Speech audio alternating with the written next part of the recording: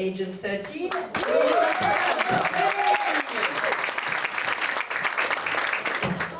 Well, thank you for being with us in Paris. It's good to have a group of superheroes and tough guys being here with us. Look at all this. Okay, you can shoot now, take some photos, and then we'll start the questions. Paris sucks in the springtime.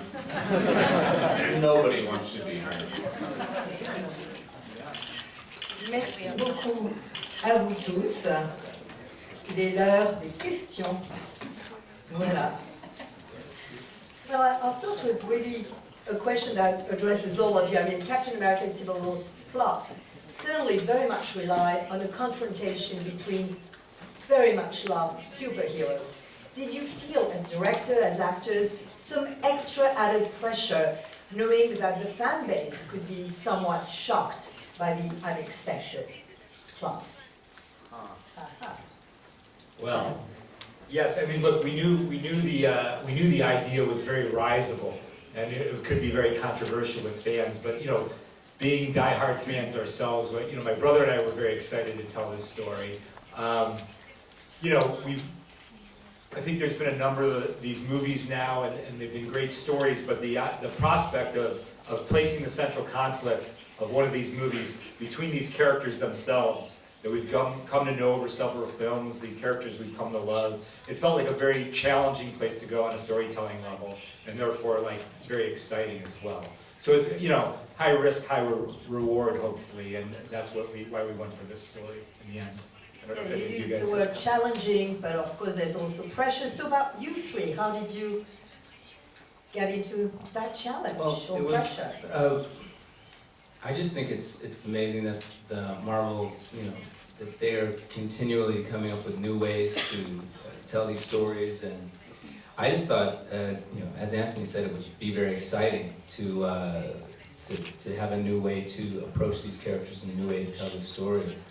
And people have been coming in saying, I thought the Civil War, there were like hundreds of Avengers fighting each other, hundreds of superheroes. I was like, hundreds? There's already too many in this damn movie. But yeah, I just thought it would be a new fun way to get at it. And of course, my character has some, different challenges in this one. So I thought it was very interesting.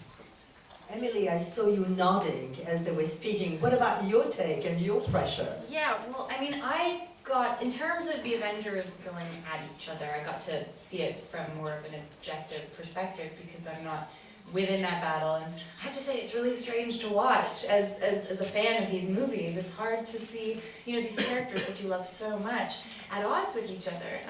But it was really beautifully done. The Russo brothers do such an incredible job of balancing these films, and you really do struggle with which side you're on. I mean, I still, to this day, having seen the movie a couple times now, I still struggle with, with really strongly picking a team, as Emily. I mean, Sharon's a little bit different, but I just think that everyone did a great job with it, so it was really cool to be a part of it. I mean, Robert Downey Jr., I mean, you seem to always have no pressure, yet. Maybe there was some. I'm constipated right now. Even just remembering the pressure. That was now. What about then? Right, back then. Very loose. I mean, these are still movies. We're still, actors who show up, and there's always this faith, anyone can pitch you an idea. It's like, this time we're gonna, you're like, oh, okay. And it really has to do with the execution of it, and I think particularly these films really come down to, which is why I love the Russos so much, is this team of they're like surgeons. They're going like, we're gonna really watch this and really play with the levels and the interactions and the editing and what to highlight and what not to miss, and so it really is kind of like, it's like great chefing, So to me, I was like, if this is done correctly, this will be really good, and I'm just so pleased that the movie's been well received. There's no pressure when people like it. Right. Question here. Well, here, sir. Yeah. Hi. You were talking before about how many heroes are in this movie. Did it ever worry you about actually fitting these guys on screen? I mean, one of them actually gets quite big at one point. Just the sheer kind of scale of this movie and having to get all these superheroes on screen at one time. Did that ever worry you? Well, that's why we had to shoot that sequence in IMAX. Yeah, no, we look. My brother and I are big fans of ensemble storytelling. It's sort of like it's been at the heart of almost everything we've done as filmmakers. So we love the ensemble. There's so many great characters, and yeah, and Marcus and McFeely are masters. You know, the writers of this film have written more of the MCU than any other writers, so they know these characters as well or better than anybody. So figuring out, it was really a script issue. You know, if it can work in the script, we can make it work in the movie. So it was very much, you know, the process that we go through, that Joe and I went through with Marcus and McFeely, is we would sort of step through the movie at various points from every single character's point of view. So we would just filter the entire experience of the film from all of these characters' point of view up here and the other characters in the film as well. So it's cool, like we're big fans of we like movies that you can chew on. We like movies that you can revisit multiple times. It's how we like to enjoy movies ourselves. So I think when you have a dense ensemble like this, it provides for repeated viewings and looking at the movie in different ways on each pass. So it's part of the joy and the pleasure of the film for us. Question ici. Question for Robert Downey Jr. Hello. You're supposed to be the one who knows the best Tony Stark now, and how is it to play a character movie to movie with different people who are writing scripts, different directors? Do you sometimes say Tony would not say this or not? I tried that at home. Does it work? No. I think I'm probably one of the 3 or 5 best Tony Starks that have been in the movies. It's interesting too. I was kind of getting caught up in what Anthony was saying, because I want to talk to Emily and say, so is there a romance blossoming between you and Captain? And people ask me those questions, I go, I don't know. What do you know? I'm not dictating to the board at Marvel what my character will and won't do. But there's this sensitivity and there's this kind of interplay at this point where you don't really have to say, oh, I wouldn't do that, because most of the time it's being thought of on your behalf. Right, Dom? Correct.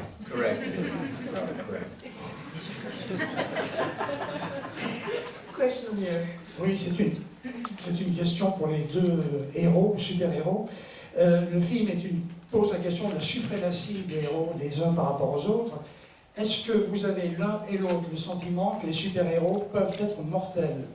Et en ce qui concerne votre personnage, Robert Downey, est-ce que vous pensez que s'il y a suprématie, c'est le vôtre qui est tout en haut de l'échelle, qui est le meilleur, le plus fort?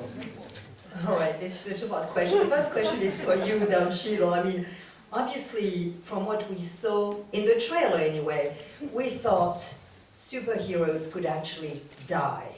Yeah. Do you think superheroes are actually mortals? Well, you know, Rhodey's pretty much a superhero when he's in that suit, but outside of that suit, he's just a man. And as far as I know, men can die. Yes, that's a pretty good statement, yes. Yeah, thank you. Yeah. Particularly if they forget the anniversary. Definitely. Well, you're still alive, so that's okay, Robert Yeah. Downey Jr. Well, actually, the second part of the question was yours. If actually superheroes can die, do you feel that you are on the top of the superhero scale and you're the best on the first one? You know, it's like anything. You stick around and you realize that you're kind of being supported by everything and everyone around you. So I would say 5 or 7 years ago, I was on a complete narcissistic trip, and then you keep seeing this new, fresh talent come in, and it's kind of where the eyes on the screen go. So it's like, yeah, we know what he's going to do. Who are these new people? What's she up to? You know, what's going to, whatever. August 27th is the anniversary, in case you're wondering. All right. Well, actually, talking about superpowers, I mean, Emily, you don't have really a superpower, yet you seem to have an incredible power about Yeah, Sharon would Captain say. America? Power. What's your power like She's on got her him? female power, that's all she needs. Yes. Come on. The superest power The of all. superest power of all. Take note, people. She's worked really hard to get to where she's at, and that includes, being kind of a badass, I think. But no, there's no actual superpowers that I know of, that I've read in the comic book. So, But I'll ask you then the question that Robert was asking earlier. I mean, is there a romance here going on? I mean, in the history of the comic books, there's actually a very, very interesting, complicated romance between the two of them. I don't know how much. You never know how much of it we're going to explore. That's an Anthony question. I mean, I don't make any assumptions within this universe, but it's definitely something that was fun to explore in this film, and to me, it seems like we're just sort of scratching the surface, But we'll see. Question. Oui, bonjour. J'avais une question dans le film, donc on voit des hommes et des femmes super perfectionnés, mais dans la réalité aujourd'hui on peut commencer à voir des hommes augmentés, notamment la scène où War Machine est blessé et recommence à marcher, fait penser vraiment à ce qui se passe aujourd'hui dans la réalité. Comment est-ce qu'ils appréhendent ces progrès et le fait que par exemple certains soldats américains aujourd'hui soient équipés d'armures qui ressemblent à celle d'Iron Man? Est-ce que c'est aussi une forme de concurrence pour eux? Comment est-ce qu'ils... All right, well, it's a several-part question. I mean, obviously, we're talking about the supremacy of certain men, women, or superheroes, and there's very much talk about enhanced men and women, which is part of what your movie is about. I mean, do you feel that... how do you stand today about the fact that we're more and more trying to become enhanced human beings? What's your stand on that? First part of the question. Oh yeah, oh yeah. Smartest person answer. All questions sound better in French. The answer in English is not going to satisfy you. I think part of the fun of these movies is you try to be just one step ahead of where the real technology is in the world. That's part of the fun of these movies, is that there's something that feels almost tangible about what's happening in them. It's part of the thrill. So I don't know. I think yes, we're in a world where science is evolving at a very fast pace, and we're in a science fiction world in this movie that's sort of playing with the experience we're all going through in reality. So beyond that, I don't know what to say. What do you think? I mean, part of the question was also that today US soldiers, the army, is using very much the type of equipment that you're actually showing in your movies.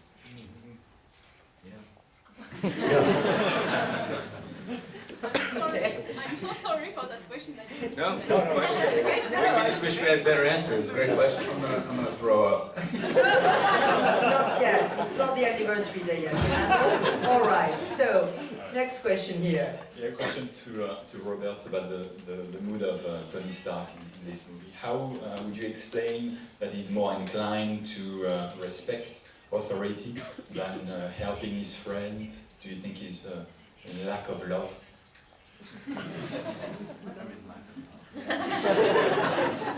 Are you?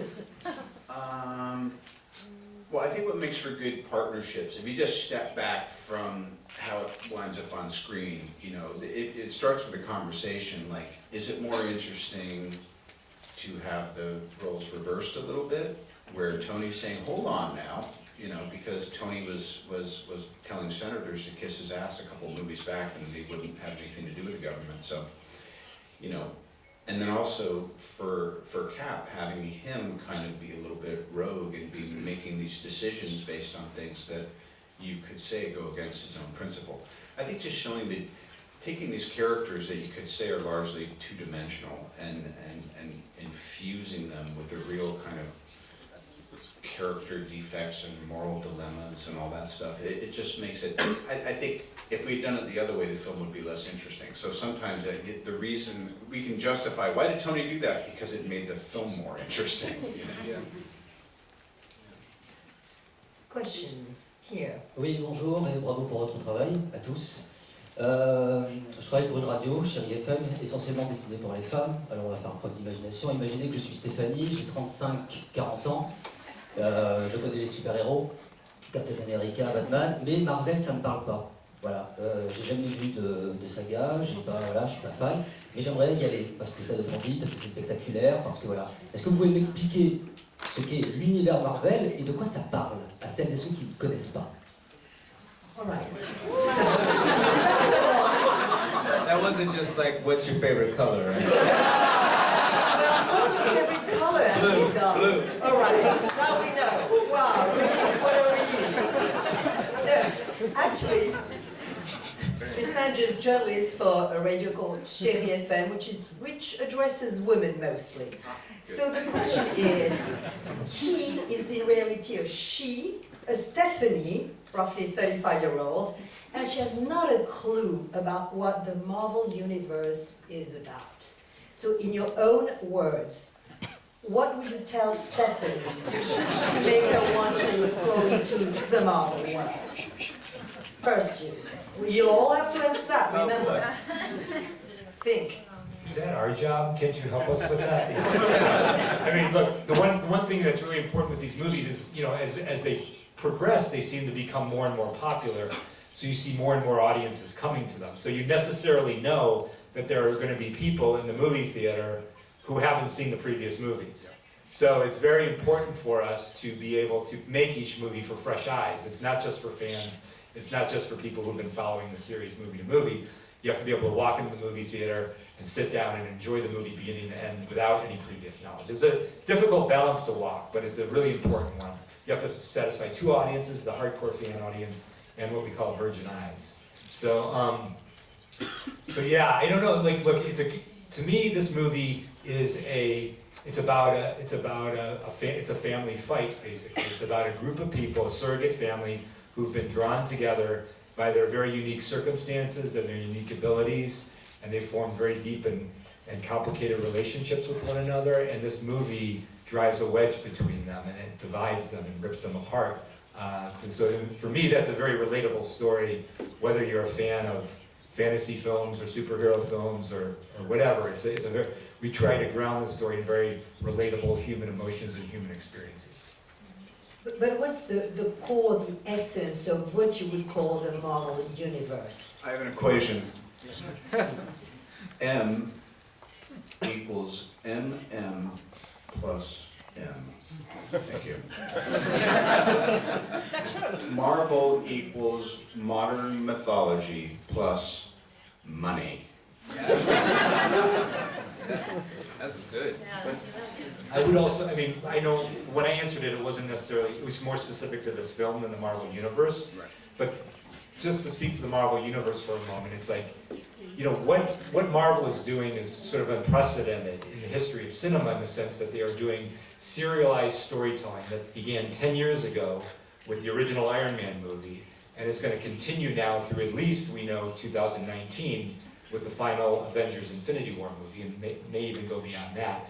So you have a very unique form of storytelling happening here that isn't quite analogous to anything you've seen on television, which is a little more focused in terms of its serialization and continuous. But it's nothing like you've seen in the cinema before, where you've been conditioned to have 2-hour standalone movies. So it's just in terms of why you might be interested in the Marvel Cinematic Universe, it's just that in many ways it is a new form of storytelling that we can all experience in the cinema that's very exciting.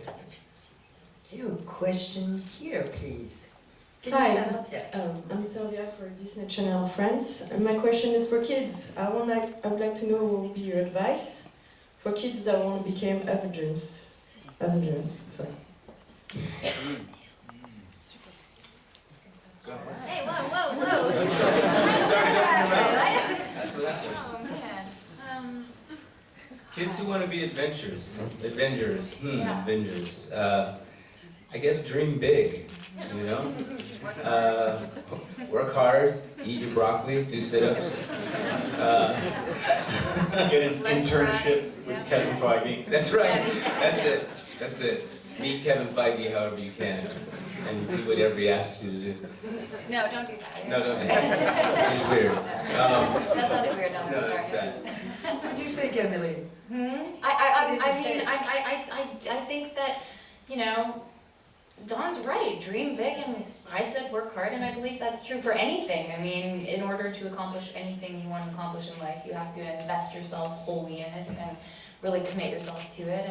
And that was the best advice I ever got as a kid, you know. So, and you know, if you really push yourself, you can really, whatever you want to be, you can do it. I mean, my sister's studying to be a vet, and she's excelling at that. It's just about knowing what you want to do, being focused, and really going for it. And I guess that would be my best advice. Also knowing that what you want to do is actually possible. I was going to say that. Keep in mind that being an Avenger is actually not the thing. Maybe not realistic. I know somebody says when they were a kid, they say, when I grow up, I want to be a dinosaur. You know what? Work hard. Change your DNA. I hope you have good enough guidance to tell you you're not going to be a dinosaur. I mean, yeah. What advice would you give? Getting to that universe, would you give any advice to kids? I think we've given enough advice to kids already. Question ici, le micro. Yeah, let them take care of the advice. Where's the mic? Alors bonjour, ma question elle est pour Emily. On peut voir que Sharon elle a un amour pour Steve et on le voit dans le film, mais on peut voir aussi que vous savez vous débrouiller dans une bataille. Où est-ce que vous aimeriez voir votre personnage acquérir dans d'autres films de la MCU? I mean, I feel like it's, you know. Sorry. I can answer it, but. Oh, yeah, yes. of course you're Yeah, French. sorry. No, not always, but I understand. You are. I know that. Show off. Guess who's doing a presentation at the premiere tonight? Guaranteed. Everyone wants to see you, Robert. Sorry. I think, you know, what was great about this film is we really get to know, you know, Sharon is Sharon. She's not just Agent 13. Steve finally knows who she is, so we were able to kind of develop that relationship a little bit more and see that connection on a deeper level.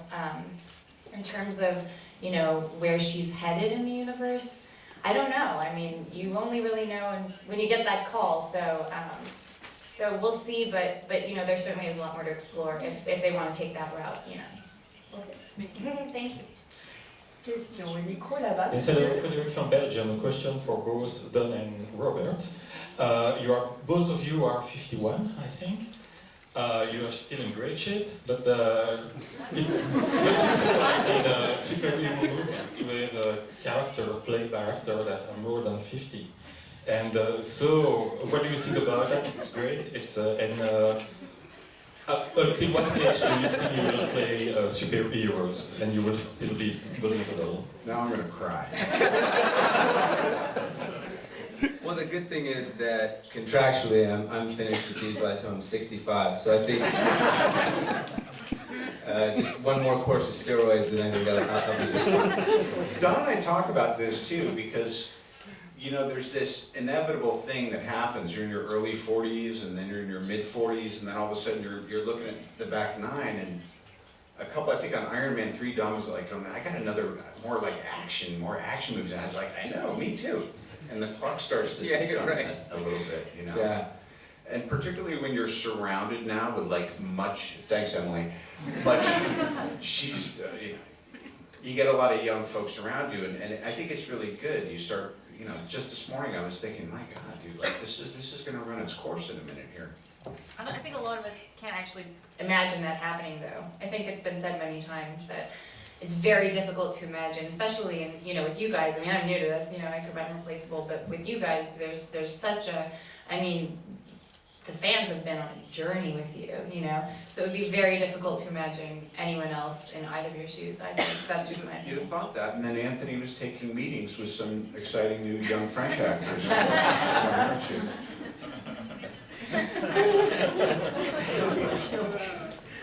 Micro est ici. Levez-vous si vous voulez. Une question pour le réalisateur et peut-être aussi pour les acteurs. Est-ce que ce n'est pas un film en fin de compte sur la culpabilité et la vengeance et pour les acteurs, comment chacun réagit par rapport à ça et par rapport à son personnage? Well, this is also a film about somewhat guilt and revenge. I mean, how do you, as characters, react to those two concepts, and how do you react in real life? Well, I've never been guilty of anything, so I don't have to deal with that part. But revenge, I think that's an interesting theme in this movie, and that several characters are dealing with it. And they have to come to grips with the consuming nature of that emotion and how that can throw you off of your, definitely throw you off of your line. And I just thought it was, you know, it's so front-loaded. The movie is so front-loaded with that, and then it just comes to like this shocking point at the end where three characters are dealing with that manifestation, and I just think it was really a real deft way of writing that in there. What about you, Emily? I mean, after all, you starred in a series called Revenge. You should know some of it, right? Oh man, I did not bring any of that into this movie. That was all on you guys because I had just finished Revenge and that was enough. Yeah, no, yeah, 4 years of it was good. Leave it up to these guys in this film. But it's a very interesting theme and one that I've truly enjoyed exploring for quite a while now. But it was good to leave, you know, that character behind, actually. I think it deals well in the movie too, because it really is, when you think about it, is one of the scariest for me. It's just so all-consuming. If you let yourself go over that edge, you know, it's like. And I think even when you get the thing that you want, it's like it's never enough. It's not what you really after. Yeah, it doesn't fix it. What about you, Molly? Well, I mean, as far as guilt, if you stop doing what you shouldn't be doing, you won't feel guilty. So everyone should do that. And I was thinking about revenge. Like I always heard, like the smart money is you serve it cold. You wait till supposedly it's kind of like they don't think, you know what I mean? But then I get kind of like spaced out, so I kind of forget what I wanted to seek revenge for. So it works out pretty well. Good trick. It's a good trick. Yeah, another side effect of being 51. Question là-bas. Bonjour. Alors moi ma question c'est sur le méchant. En fait dans le précédent Avengers, toute l'équipe affrontait un méchant emblématique, Marvel, Ultron. Là on a un méchant aux ambitions, enfin aux motivations un peu plus floues, qui est un total inconnu. Donc je voulais savoir comment vous l'aviez construit, et on a un peu l'impression que ce méchant, il se fait aider par une organisation, une force un peu plus divine, parce qu'il arrive à trouver le soldat de l'hiver que tout le monde cherchait depuis pas mal d'années. Donc est-ce qu'il y a un peu plus derrière ce méchant, et est-ce qu'on pourrait le revoir? Well, in the last film, Avengers, I mean, Ultron was the ultimate bad guy. In this movie, I mean, it's interesting because Zemo is really more of a more sort of complex bad guy. We don't really know where he comes from, but he seems to have sort of a godly force helping him. He's the one who finds the Winter Soldier when everybody else has failed. So, I mean, what's your take on him? And yeah, what's your take on it, really? You know, Zemo, yeah, we had always thought about him a bit as an allegorical villain. He is, he has the same gripe against the Avengers that many people do when the movie starts. The idea that they have wielded their power in a way that's been irresponsible and hurtful and wrongful to some people. Tony Stark is approached early in the film by another woman who has a similar story, who's angry about that. The whole motivation for the accords in the film comes from a place of them feeling wronged on that level. Now Zemo, of course, takes it to the degree that, the unhealthy degree, what you guys were just talking about with revenge, he actually wants payback for that. And here's a guy, you know, we always thought of him on one level as an everyman, but he also has a very specific history in that he was Sokovian Special Forces. So he has a special knowledge about covert activities and those sorts of things. And he's driven. He's just so angry about the fact that he was wrong, that his family was killed by the Avengers in his mind. That he has spent his time, you know, the storytelling is that, you know, at the end of Winter Soldier, Black Widow released all the Hydra files that had been hidden onto the internet. And so the idea is those files were out there, many of them were written in code. Zemo has been so driven that he's been combing through these files, trying to find a thread, because he knows he's mortal. He knows he can't go against the Avengers. He knows he can't physically defeat them, but he knows he might be able to like undo them from the inside.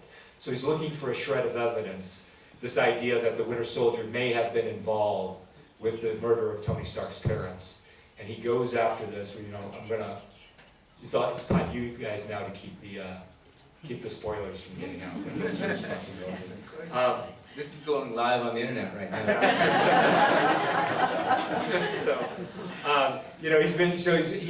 He's found that needle in the haystack stack. He's found the shred of evidence that he needs. And it's basically a complex trail that he follows to its end. And you just wanted to know if this character is a character you would like to go back with in the next steps. Is that interesting? Zemo? Yeah. Well, I think it is very interesting because Zemo, I think there's a big open question at the end of the movie. He tries to kill himself at the end of the film, and Panther stops him. And it's a very interesting place to leave a character. Somebody who thought his mission was over to the point where he could end his life, but then he's denied that. And where does that kind of a character go? How does that character move forward from there? Be very interesting to see. Question here. With the micro. It is a question to every one of you. Would you have personally chosen the team Iron Man or Captain America? All right, you, Mr. Director, tell us which team you would go for. Look who he's traveling with. Okay, we'll say this. It was critically important. My brother and I always believed the best version of the movie was the version where you get to the end of the film and you would not know who to side with. That both Tony and Steve were a little right and a little wrong.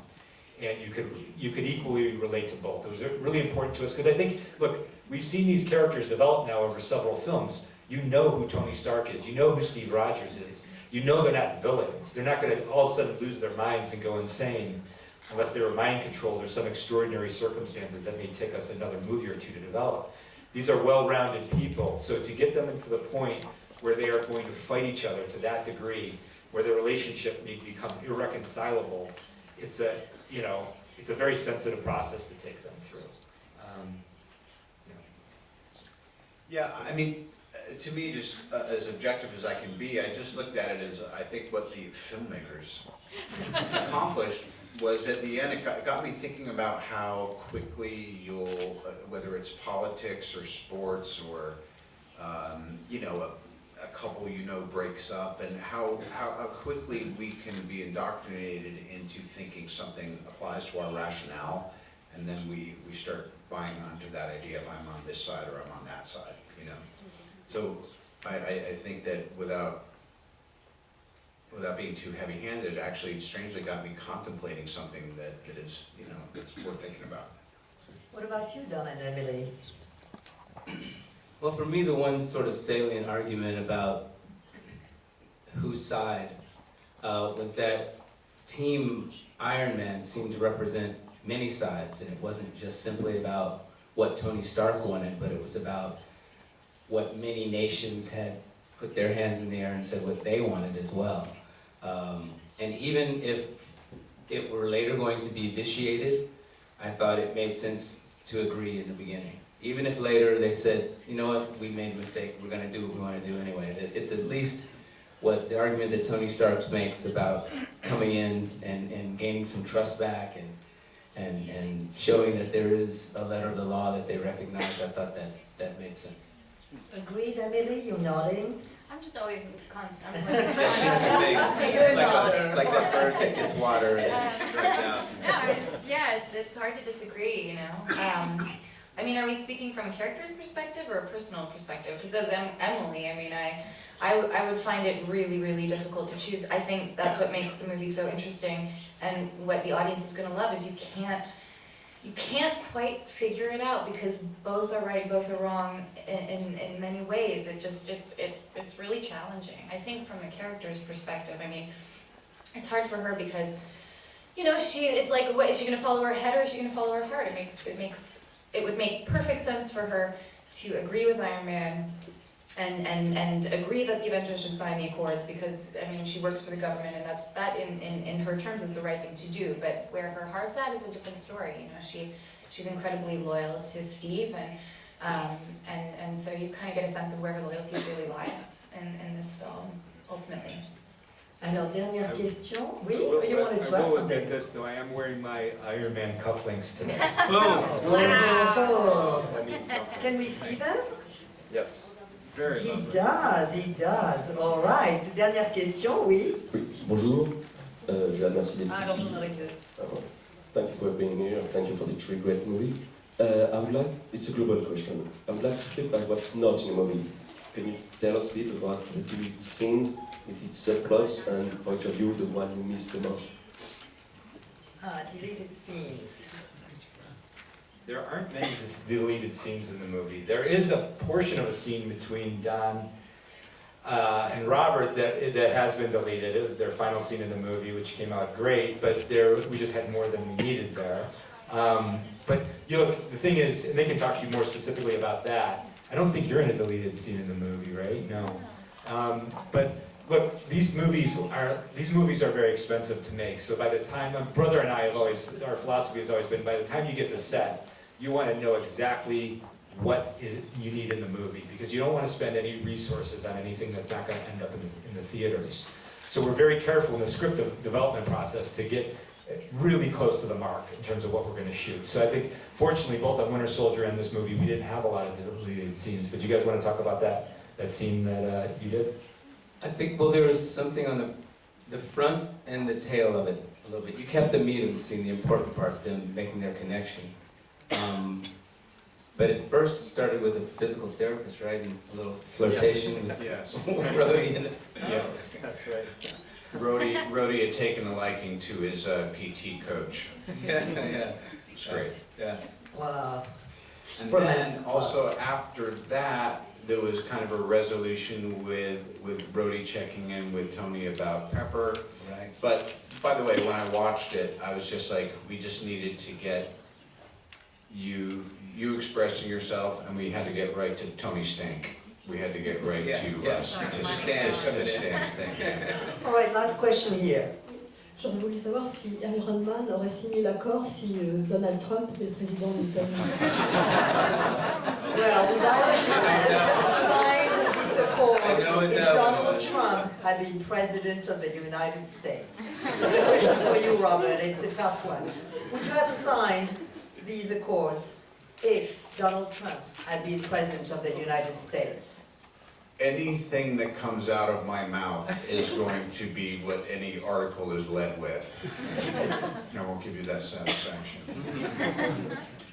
All right. Very wise. God bless you all. God bless you too.